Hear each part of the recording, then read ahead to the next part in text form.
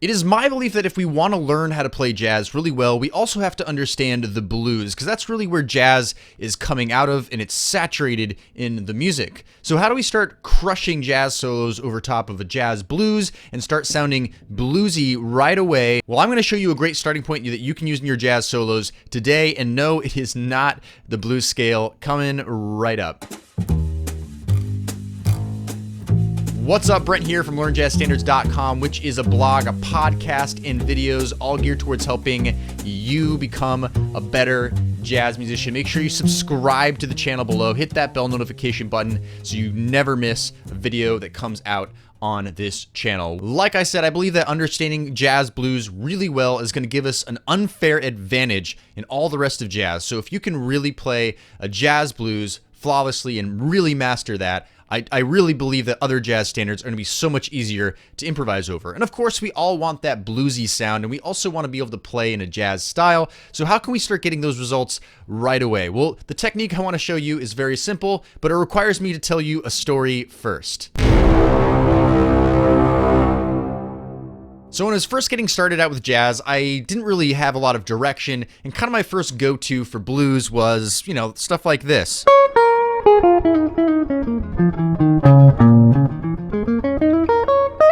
Right? I mean, that bluesy minor pentatonic blues scale kind of things, we all know those. And that was kind of the knowledge that I had of playing over a blues. But I was hearing all these people play amazing other things. Some of my peers are starting to get involved with outlining chord changes and just having a deeper knowledge and understanding of the blues than that. So I met up with a teacher after a masterclass one day, and he said, "Hey, Brent, try out this lick."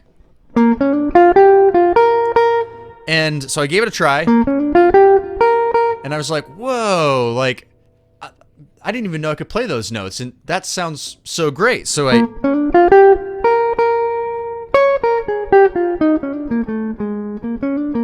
started messing around with it a little bit, and I was just like, that's amazing how a simple melodic little idea there just totally transformed my understanding of the blues, and where can I go from here? Well, later I just realized that all that really was the first lick, the first line of the blues head Sandu by Clifford Brown.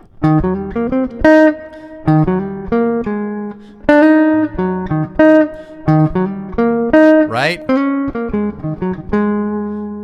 I won't play the whole thing, but yeah, Sandu by Clifford Brown. And I was like, wow, that's amazing. So essentially, I was just a blues head. So here's what I want to give for a tip for you today to really start getting that blues sound right away and avoid scales. Not that they're bad, but let's focus somewhere else. And that is simply going to the blues heads themselves. So for example, let's just start applying that same lick, that same part of Sandu over top of the rest of the form. So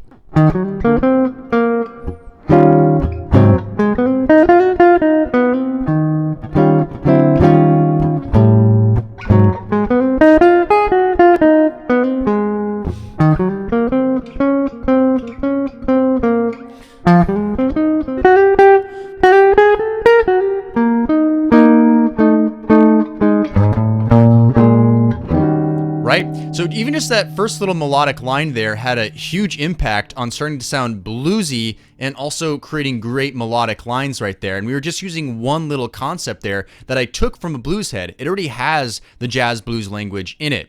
So let's consider one other blues head really quickly here, and that would be Tenor Madness by Sonny Rollins. So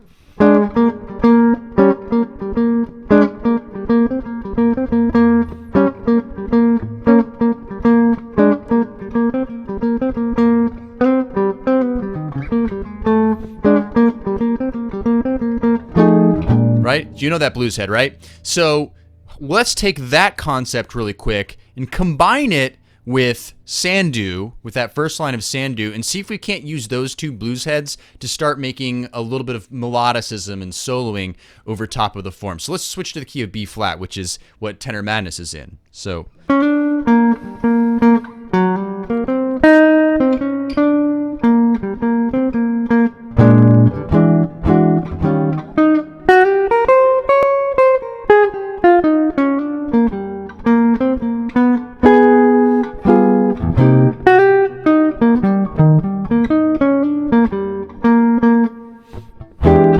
right? So just getting started right there and combining the two. You heard the you heard the, right? And we can go even further than that, right? Like the last part, we could use, right? We could use that part too, so.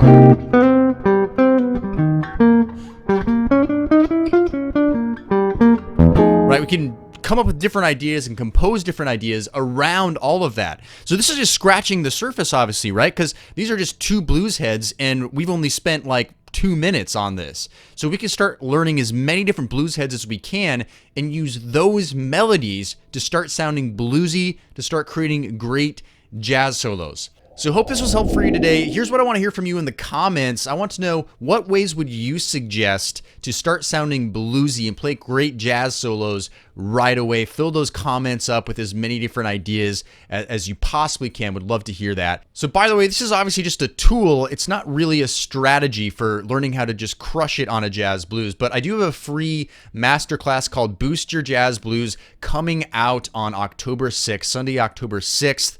And if you want to get signed up for that, go to jazzbluesaccelerator.com, which is also my course that's coming out on October 6th, that you have to go through that masterclass to get invited into that course. Regardless of whether you join the course at the end or not, this masterclass is just 40 minutes of high-level value, and it's really going to show you how to take your jazz blues playing to the next level. And, you know, we're not just going to be using scales and licks and all the things that people always say. This is really diving deep into the jazz blues so that we can truly make fast growth in our jazz blues playing. So sign up for that at jazzbluesaccelerator.com.